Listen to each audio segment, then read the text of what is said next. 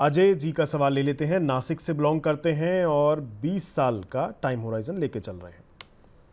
कहाँ कहाँ निवेश कर रहे हैं ये? ओके, इनका ये सिप नहीं है, ये लमसम वाला हिसाब किताब है, एक बार इन्वेस्ट किया हुआ। लिख रहे हैं I invest 1 year ago 1 time. तो 1 साल पहले इन्होंने एक बार के लिए इनमें निवेश किया था। कहाँ कहाँ किया एक बार देख लेते हैं। SBI फोकस फंड 70,000 रुपये इसमें लगाए थे। क्वांट फ्लेक्सी कैप 1,40,000 लगाए थे। Motilal large and mid cap 1,70,000 लगाए थे।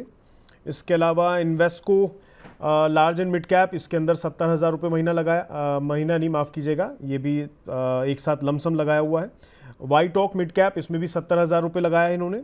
HSBC मिड कैप, इसमें भी 70,000 रुपये लमसम लगाया। इसके अलावा ITI स्मॉल कैप, इसमें 50,000 रुपये लगाया है इन्होंने। Bank of India small cap 1,40,000 इसमें लगाया।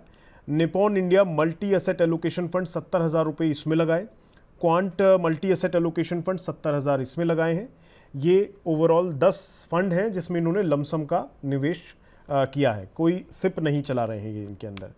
20 साल तक ये रखना चाहते हैं इस पैसे को ऐसे ही, और लिख रहे हैं 1 टाइम किया हुआ पेमेंट है। तो ये सही है या नहीं ये जानना चाह रहे हैं। तो sir over to you. 10 fund lump sum का निवेश, कोई SIP नहीं, क्या ये सही तरीका है निवेश का? प्लस क्या पोर्टफोलियो ठीक लग रहा है? नहीं, मेरे ख्याल से इन्होंने बहुत ज़्यादा फंड में इन्वेस्ट किया। 10 फंड बहुत ज़्यादा होता है, तो there will be overlap. 2 large and mid cap है, 2 मिड कैप है, 2 मल्टी एसेट है, तो मेरे हिसाब से काफ़ी ओवरलैप है। इनको 5 फंड भी रखेंगे तो बहुत ज़्यादा आराम से वो मैनेज कर सकते हैं। तो एक फ्लेक्सी कैप रख ले, एक मल्टी कैप, एक फ्लेक्सी कैप रख लिया, एक मल्टी एसेट फंड हो गया, एक बैलेंस एडवांटेज फंड, एक स्मॉल कैप, 4 फंड रख लें। और एक आर्बिट्राज या कोई बॉन्ड फंड में रख सकते हैं अगर इनको लिक्विडिटी में पैसे की जरूरत होगी तो, क्योंकि लमसम इन्वेस्ट कर रहे हैं। तो आई थिंक यही बहुत है इनके लिए। ये बहुत ज़्यादा फंड सेलेक्ट किया है।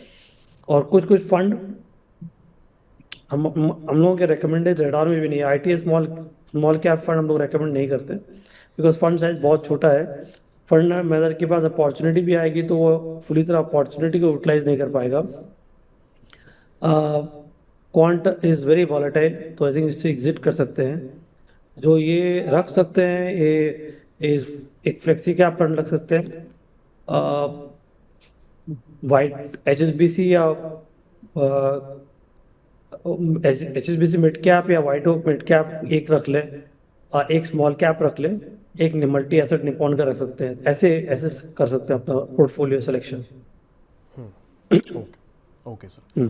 पर सर क्या ये जो लमसम एक तरीके से ये सिप नहीं कर रहे हैं, सिर्फ एक साथ लगा दिया और 20 साल इस पैसे को छोड़ देंगे, वैसे सिप करने का ये तरीका सही है मतलब इसके अंदर म्यूचुअल फंड में? देखिए, ओवर लॉन्ग टर्म पीरियड अगर अगर ये 20 साल तक नहीं देखेंगे तब ऑब्वियसली इनके फेवर में जाएगा। और मैं ये क्यों कह रहा हूँ कि आज भी मार्केट भी 21 के आसपास है।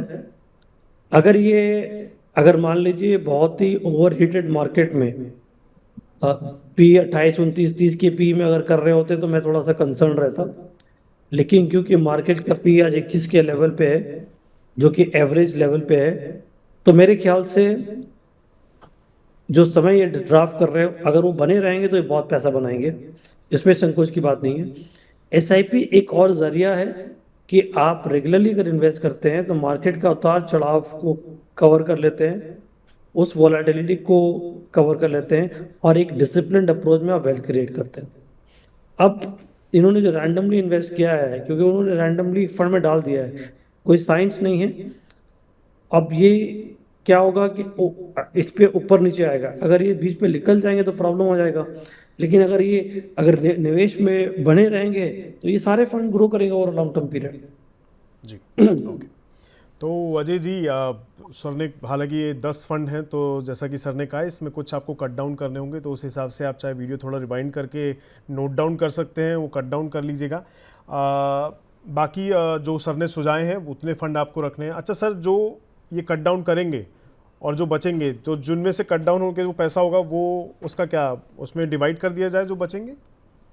हाँ, जो से एग्जिट करेंगे आप उस पे एक चीज ध्यान रखें, इनको ध्यान रखना है एग्जिट लोअर और अपने टैक्स का। अगर शॉर्ट टर्म कैपिटल गेन्स रख रहा है तो थोड़ा वेट कर लें, एग्जिट लोड रख रहा है थोड़ा वेट कर लें। जब एग्जिट लोड ओवर हो जाए और ये लॉन्ग टर्म कैपिटल गेन में बन जाए, क्योंकि इनका लमसम इन्वेस्टमेंट है, इनके लिए और भी इजी है, तब एग्जिट करें। आप फालतू में टैक्स और एग्जिट लोड ना दें। जी ओके। तो अजय जी, अब चीज़ें क्लियर हो गई होंगी, तो उस हिसाब से स्ट्रैटेजी बनाइएगा, आपके आगे के लिए बढ़िया रहेगा।